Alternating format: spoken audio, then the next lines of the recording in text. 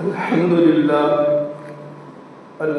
لله وكفى وسلام على عباده الذين اصطفى أما بعد فأعوذ بالله من الشيطان الرجيم بسم الله الرحمن الرحيم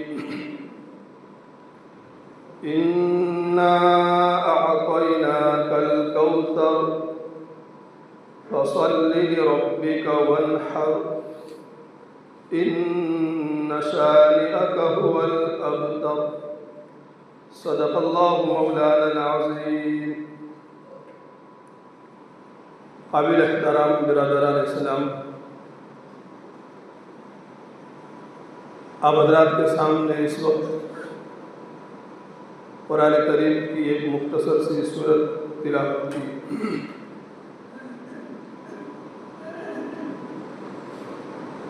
اس صورت میں حق تعالیٰ شانہ نے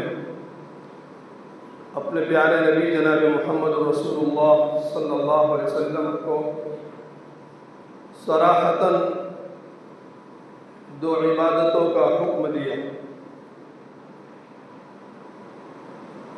بدنی عبادتوں میں سے جو بڑی عبادت تھی نماز، اس کا حکم دیا، اور مالی عبادتوں میں سے جو بڑی عبادت ہے قربانی، اس کا حکم دیا. فصل لربک وانحر، آپ اپنے پروردگار کے لیے نماز پڑھیے اور قربانی کیجیے. نماز یہ بدنی عبادتوں میں سے بہت بڑی عبادت ہے، اور قربانی یہ مالی عبادتوں میں سے بڑی عبادت ہے. اس لیے اس صورت میں حق تعالیٰ شانہ نے اپنے پیارے نبی جناب محمد رسول اللہ صلی اللہ علیہ وسلم کو صراحتاً دونوں عبادتوں کو حکم دیا. مجھے کچھ نماز کے متعلق بھی کہنا ہے اور کچھ قربانی کے متعلق بھی کہنا ہے، کیونکہ یہ ایام جو چل رہے ہیں یہ بہت ہی متبرک مقدس ایام چل رہے ہیں. ذی الحجہ کا مہینہ شروع ہو چکا ہے، آج 2 تاریخ ہے، اور احادیث میں ان 10 دنوں کے بڑے فضائل وارد ہوئے ہیں. 1 سے 10 ذی الحجہ، ان 10 دنوں کی اور ان 10 راتوں کی بڑی فضیلتیں آئی ہیں. حدیث میں جتنی فضیلت وارد ہوئی اتنی ہی ہماری طرف سے اس کے اندر غفلت بھی ہوتی. ہمیں ان دنوں کی بڑی قدر کرنی چاہیے. ان دنوں کے اندر جو بھی نیک عمل کرتا ہے بندہ یا بندی، یہ حق تعالیٰ شانہ کو عام دنوں کی عبادتوں کے مقابلے میں بہت زیادہ پسند ہے. نماز پڑھے، قرآن کی تلاوت کرے، ذکر کرے، دعا کرے، جو کچھ بھی نیک عمل کرے، عام دنوں کے مقابلے میں ان 10 دنوں میں کیا جانے والا ہر نیک عمل اللہ کو بہت محبوب ہے، بہت پسندیدہ ہے. ایک مرتبہ صحابہ نے اللہ کے نبی سے پوچھ لیا کہ اللہ کے نبی صلی اللہ علیہ وسلم، ان دنوں کے علاوہ میں لوگ اللہ کے راستے میں جہاد کریں تو کیا اس سے بھی بڑھ کر کے ان دنوں میں کیا جانے والا عمل اللہ کو محبوب ہے؟ آپ صلی اللہ علیہ وسلم نے فرمایا کہ ہاں، ان دنوں کے علاوہ عام دنوں میں کوئی اللہ کے راستے کے اندر جہاد کرے، اس سے بھی بڑھ کر کے ان دنوں میں کیا جانے والا ہر نیک عمل اللہ کو محبوب ہے. الا یہ کہ کوئی اپنی جان اور مال لے کر کے اللہ کے راستے میں چلا گیا اور واپس نہیں آیا، شہید ہو گیا، تو وہ افضل ہے. اس سے بڑھ کر کے یہ عمل نہیں ہو سکتے ہیں. باقی ان کے علاوہ کوئی بھی عمل ان دنوں کی فضیلت کا مقابلہ نہیں کر سکتا. میرے پیارے بزرگوں اور دوستوں، ان دنوں کے اندر ہمارے طرف سے بہت بڑی غفلت ہوتی ہے. یہ وہ ایام ہے جو حج کے ایام ہے، یہ وہ ایام ہے جو قربانی کے ایام ہے. ان دنوں کے اندر پوری دنیا سے اللہ کے بندے اور اللہ کی بندیاں ہزاروں نہیں لاکھوں کی تعداد کے اندر حج بیت اللہ کے لیے جاتے ہیں اور حج ادا کرتے ہیں. بڑے مبارک دن. عام طور پر اس میں یہ ہوتا ہے کہ نوافل تو نوافل، فرائض بھی ہماری زندگیوں سے غائب ہو جاتے ہیں، ہمیں اس کا بھی احساس تک نہیں ہوتا۔ ان دنوں میں اگر کوئی ایک روزہ رکھے تو پورے سال روزے رکھنے کا ثواب۔ آپ اندازہ لگائیں، کوئی شخص پورے سال نفل روزہ رکھتا رہے، کتنا بڑا بھاری کام ہے۔ ان دنوں میں کوئی ایک روزہ رکھے تو پورے سال کے روزوں کے برابر اس کو ثواب ملے۔ اگر کوئی ان راتوں میں سے کسی ایک رات میں اللہ کی عبادت کرے تو شب قدر جو رمضان المبارک کے اندر آتی ہے، اس رات کی عبادت کے برابر اس کو ثواب ملتا ہے۔ اب اندازہ لگاؤ۔ اور اگر کوئی 9 تاریخ یعنی عرفات کے دن کا روزہ رکھے، جو ہمارے یہاں کے حساب سے 9 تاریخ آئندہ جمعہ کو پڑے گی، اور وہاں چونکہ سعود کے اندر ایک دن آگے ہیں تو وہاں 9 تاریخ جمعرات کو پڑے گی، عرفہ کا دن جمعرات کا دن ہوگا، اور ہمارے یہاں کے حساب سے ہمارا 9 تاریخ ہماری جو ہے وہ جمعہ کو پڑے گی۔ لیکن جہاں انسان جس شہر کے اندر رہتا ہے وہاں کی 9 تاریخ کا حساب ہوگا۔ عرفہ کے دن سے مراد یہ نہیں کہ یہ فضیلت اسی وقت حاصل ہوگی جب کہ انسان وہاں کے 9 تاریخ کے حساب سے روزہ رکھے، نہیں، جہاں ہم جس شہر میں رہتے ہیں وہاں جو 9 تاریخ ہے اس کا روزہ ہم رکھیں گے تب بھی یہ فضیلت ہمیں حاصل ہو جائے گی۔ تو ہمارے یہاں کے حساب سے 9 تاریخ آئندہ جمعہ کے دن پڑے گی، عید کا دن انشاءاللہ سنیچر کا دن ہوگا۔ تو 9 تاریخ کے روزے کا ثواب کتنا ہے؟ 1 سال اگلے اور 1 سال پچھلے 2 سال کے گناہ معاف ہو جاتے ہیں ایک دن کا روزہ رکھنے کی وجہ سے۔ میرے بزرگ اور دوستوں، عام طور پر ہوتا یہ ہے کہ ان دنوں کے اندر عموماً فرض نمازیں بھی ہماری چلی جاتی ہیں، خاص کر کے چونکہ اب یہ وہ ایام آئیں گے ہمارے سامنے کہ قربانی کے جانور کے خریدنے کا وقت ہوگا، جہاں منڈی لگے گی، بازار لگے گا، تو دیکھا جاتا ہے کہ بازار کے اندر نمازوں کا عام جنازہ نکالا جاتا ہے۔ کوئی ایسی ترتیب ہمیں قائم کرنی چاہیے کہ خاص کر کے ان دنوں کے اندر ہماری کوئی نماز قضا نہ ہو، کوئی نماز فوت نہ ہو۔ بہت کم لوگ ایسے ہوتے ہیں جو جانوروں کو بیچنے والے ہوتے ہیں، خریدنے والے ہوتے ہیں، اور نہ تماشائی لوگ، دیکھنے والے، گھومنے والے، وہ ہزاروں کی تعداد میں ہوتے ہیں، اور ایک طرف مسجدوں کے اندر اذانیں ہوتی رہتی ہیں اور ہم بازاروں کے اندر رہتے ہیں۔ اس لیے ان دنوں کے اندر تو ہمیں یہ طے کر لینا چاہیے کہ ہماری کوئی نماز بھی نہ چھوٹے۔ ہاں، خاص طور پر اسے تو کبھی بھی نہیں چھوٹنی چاہیے نماز، فرض نماز تو کبھی بھی نہیں چھوٹنی چاہیے۔ ہر مسلمان مرد اور عورت کے اوپر ہر حال میں 5 وقت کی نماز فرض عین ہے، کسی بھی حال میں کسی مسلمان کو یہ نماز معاف نہیں ہے۔ لیکن جب کہ یہ فضیلت کے دن ہوتے ہیں جس کے اندر خصوصی رحمت اللہ کی طرف سے متوجہ ہوتی ہے، تو جیسے اعمال کرنے پر فضیلت ہوتی ہے، اعمال کا بھاؤ بڑھ جاتا ہے، ایسے نافرمانی کرنے کی وجہ سے، گناہ کرنے کی وجہ سے وبال بھی بڑھ جاتا ہے۔ اس لیے ہمیں یہ کوشش کرنی چاہیے کہ خاص طور پر ان دنوں کے اندر ہماری کوئی بھی فرض نماز نہیں چھوٹنی چاہیے۔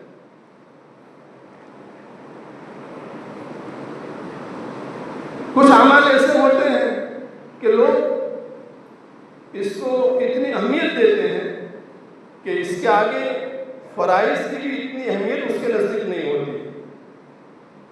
ایک مستحب عمل یہ ہے کہ جس کے اوپر قربانی واجب ہو، اس کے لیے مستحب یہ ہے کہ چاند جب نظر آئے اس وقت سے لے کر کے جب تک کہ اس کی قربانی نہ ہو جائے، وہاں تک اپنے سر کے بال نہ بناوے، مچھ نہ بناوے، ناخن نہ کاٹے، یہ اس کے لیے مستحب طریقہ ہے۔ اور مستحب کا مطلب یہ ہوتا ہے کہ جو عمل اللہ اور اللہ کے رسول صلی اللہ علیہ وسلم کو پسند ہو، محبوب ہو، بہت اچھی چیز ہے، کسی کو اس کی سعادت مل جائے تو اس میں کیا راز ہے، کیا حکمت ہے؟ حکمت یہ ہے کہ ان دنوں کے اندر وہ مبارک ہستیاں اور اللہ کے وہ نیک بندے جو حج بیت اللہ کے لیے گئے ہیں وہ عام طور پر ان دنوں کے اندر احرام کی حالت میں ہوتے ہیں، ان کے لیے بال بنانا، ناخن کاٹنا، یہ ساری چیزیں حرام ہوتی ہیں، ممنوع ہوتی ہیں، احرام کی پابندیوں میں ان کو رہنا پڑتا ہے۔ تو اللہ کے نبی صلی اللہ علیہ وسلم کے اوپر قربان جائے، آپ صلی اللہ علیہ وسلم اپنے امت کے لیے اتنے مہربان اور مشفق تھے کہ آپ صلی اللہ علیہ وسلم چاہتے تھے کہ میرے وہ امتی جو ان دنوں کے اندر مکہ المکرمہ میں نہیں پہنچ سکے ہیں، مدینہ المنورہ میں نہیں پہنچ سکے ہیں، جن کو یہ حالت احرام کی نصیب نہیں ہوئی، وہ بھی کچھ دنوں حاجیوں کی مشابہت اختیار کر کے اس بات کے مستحق ہو جائے کہ اللہ کی طرف سے جو خصوصی رحمتیں ان لوگوں پر ہوتی ہیں ان کے مستحق یہ لوگ بھی ہو جائے، اگرچہ وہاں نہیں گئے ہیں لیکن کچھ کا کوئی حصہ ان کو بھی مل جائے۔ یہ حکمت اور اقراص ہوتا ہے، اچھی چیز ہے، کرنا چاہیے، مستحب عمل ہے، لیکن فرض سے بڑھ کر کے کوئی عمل نہیں ہے۔ اسلام اور شریعت کے جو احکام ہیں وہ ایک فرائض کی قبیل سے ہے، دوسرے واجبات کے قبیل سے ہے، تیسرے سنن کے قبیل سے ہے، اور چوتھے مستحبات کے قبیل سے ہے۔ جو عمل جس درجے کا ہے اس عمل کو اسی درجے پر رکھنا چاہیے، ہماری طرف سے ان کے اندر کمی بیشی نہیں کرنی چاہیے۔ فرض کی جو اہمیت اور اللہ کے نزدیک فرض کا جو مقام ہے وہ نفل کا نہیں ہے۔ عام طور پر آدمی کی زندگی سے فرائض نکل جاتے ہیں، اس کا احساس تب اس کو نہیں ہوتا ہے اور اس کی پیشانی کے اوپر اس کو بل بھی نہیں آتا ہے، لیکن اس مستحب عمل کی ان کے نزدیک وہ اہمیت ہوتی ہے کہ اگر ان کی نظروں کے سامنے ان دنوں میں کوئی بال بناتا ہے تو وہ ان کو گناہ کبیرہ کرنے والا سمجھتا ہے۔ میرے بزرگ اور دوستو، یہ ہماری طرف سے جو ہے اس کے اندر زیادتی ہے، یہ کوئی ضروری نہیں، یہ بھی ان لوگوں کے لیے جن کے اوپر قربانی واجب ہے اور مستحب عمل ہے، کرنا چاہے، بہت اچھی چیز ہے، لیکن نماز اس سے بڑھ کر کے ہے۔ میں نے 5 وقت کی نماز نہیں پڑھی ہے، مجھے اس کی پرواہ نہیں ہے، اور ایک انسان نائی کی دکان کے اندر، حجام کی دکان کے اندر اپنا بال بنا رہا ہے تو میرے دل میں اس کی حقارت آتی ہے کہ یہ دیکھو ان دنوں کے اندر یہ کام کر رہا ہے۔ تو میرے بزرگ اور دوستو، ایسا نہیں ہونا چاہیے۔ اسلام کا اور شریعت کا جو حکم جس جگہ پر ہے اس کو اسی جگہ پر رکھنا چاہیے۔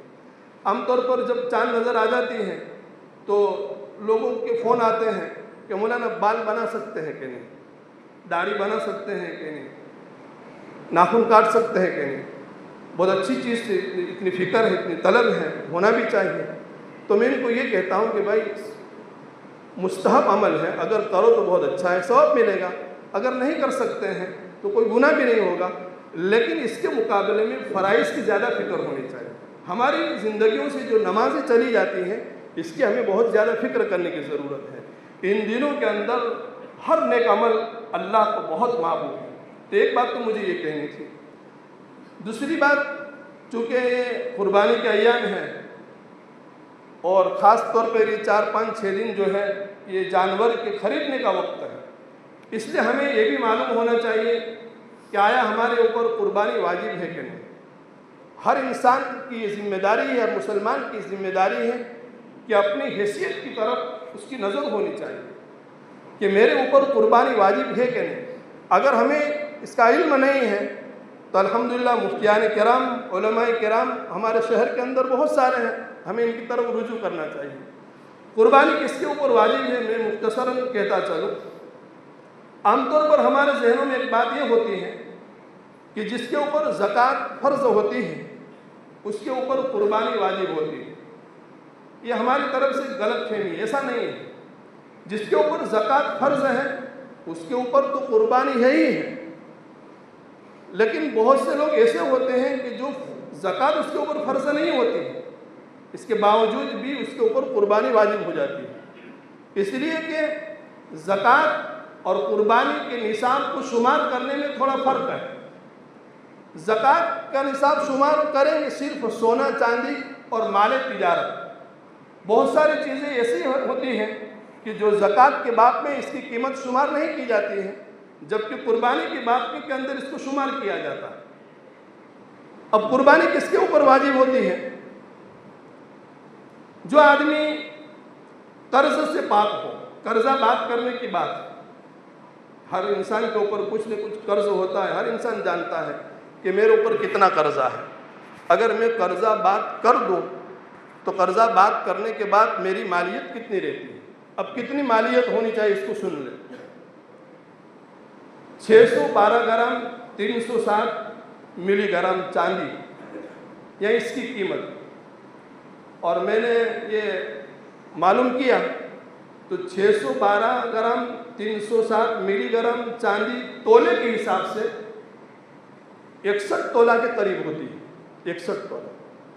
اور آج کی قیمت چاندی کی، آج کا کہہ رہا ہوں، آج کل کی، آج کی قیمت چاندی کی 61 تولہ کی 58,000 ہے، 60,000 میں 2,000 کم، اور اس میں چونکہ تھوڑی 19-20 ہوتا رہتا ہے، کمی بیشی ہوتی رہتی ہے، تو آگے پیچھے ہوتا رہتا ہے، لیکن آج کی قیمت میں بتا رہا ہوں، ابھی میں نے جمعہ سے پہلے ہی معلوم کیا، تو یہ 612 گرام 360 ملی گرام چاندی تولے کے حساب سے 61 تولہ کے قریب ہوتی ہے، اور 61 تولہ چاندی کی قیمت آج کے بھاؤ کے حساب سے 58,000 ہوتی ہے۔ تو جس مسلمان کی ضرورت اصلیہ سے زائد اتنی چاندی یا اتنی چاندی کی قیمت جس کے پاس ہو، اس کے اوپر قربانی واجب ہو جاتی ہے، اس کے اوپر قربانی واجب ہو جاتی ہے۔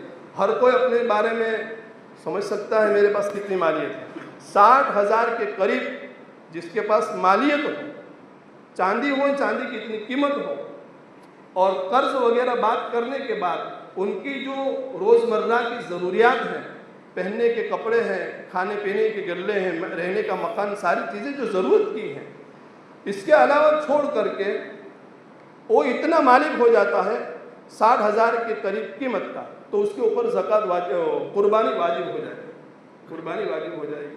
عموماً انسان جو ہے اپنی مالی حالت کی طرف توجہ نہیں دیتا، بہت مختصر فیملی ہے چند آدمی کی، اور اس کے پاس 4 کمرے ہیں رہنے کے لیے، ایک کمرے کے اندر اچھی طریقے سے اس کی ضرورت پوری ہو جاتی ہے، باقی کے 3 کمرے جو ہیں، اب زکوٰۃ کے باب میں اس کی قیمت شمار نہیں کی جائے گی، لیکن قربانی کے باب میں ان 3 کمروں کی قیمت شمار کی جائے گی۔ ایسے تو بہت ساری چیزیں ہمارے پاس ہوگی، 2 گاڑیاں ہیں، ایک گاڑی ضرورت کی، ایک گاڑی ایسے ہی پڑی، 2 موبائل ہیں، ایک موبائل میں ضرورت پوری ہو جاتی ہے، ایک موبائل زائد ہے، آپ جوڑتے چلیں۔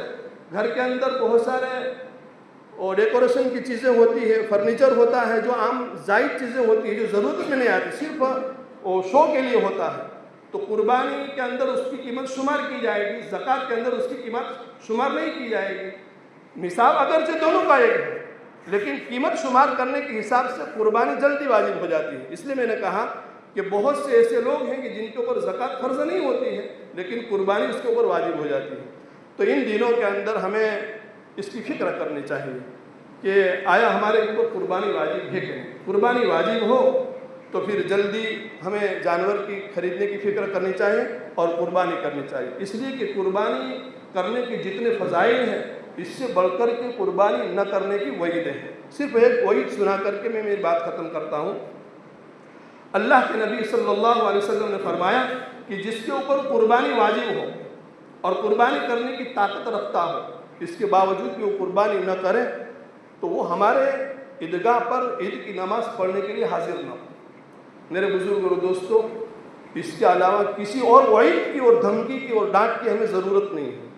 یہ انتہائی ناراضگی کی علامت ہے کہ اللہ کے نبی صلی اللہ علیہ وسلم نے فرمایا کہ جس میرے امتی کے اوپر قربانی واجب ہو، اس کے باوجود قربانی نہ کرے تو فلا یحضر مصلانا، ہمارے عیدگاہ کے اوپر وہ حاضر نہ ہو۔ کسی سے دشمنی ہوتی ہے، کسی سے ہمیں نفرت ہوتی ہے تو ہم اس کو کہتے ہیں کہ تم میرے گھر مت آنا، میرے آنگن میں بھی مت آنا، میرے راستے سے بھی مت نکلنا، وہ انتہائی ناراضگی کی علامت ہوتی ہے۔ تو اللہ کے نبی صلی اللہ علیہ وسلم نے فرمایا کہ فلا یحضر مصلانا، اس کو ہمارے عیدگاہ کے اوپر حاضر ہونے کی کوئی ضرورت نہیں ہے۔ اس لیے میرے بزرگوں دوستوں، ان دنوں کے اندر ہمیں اس کی فکر کرنی چاہیے۔ بہت سے اللہ کے بندے ایسے ہوتے ہیں کہ دیکھی جاوے تو اس کے اوپر قربانی واجب ہو جاتی ہے، لیکن قربانی نہیں کرتے ہیں، اس وعید کے اندر داخل ہو جاتے ہیں۔ اس لیے اللہ پاک ہم کو عمل کرنے کی توفیق عطا فرمائے۔ کچھ اعلان ہے۔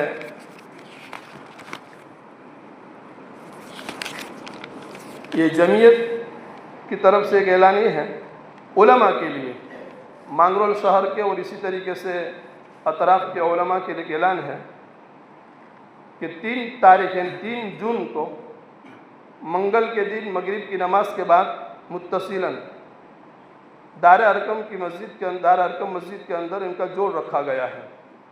اس کے اندر یہ عنوان ہے امامت کی اہمیت اور فضیلت اور ان کی ذمہ داریاں، اور دوسرا عید الاضحیٰ اور قربانی کے متعلق، اور تیسرا پورے گجرات کے ہر ضلع سے جمعیت علماء کے ذمہ داروں کے درمیان 2 روزہ ایک اہم مشورہ مانگرول میں طے ہوا ہے۔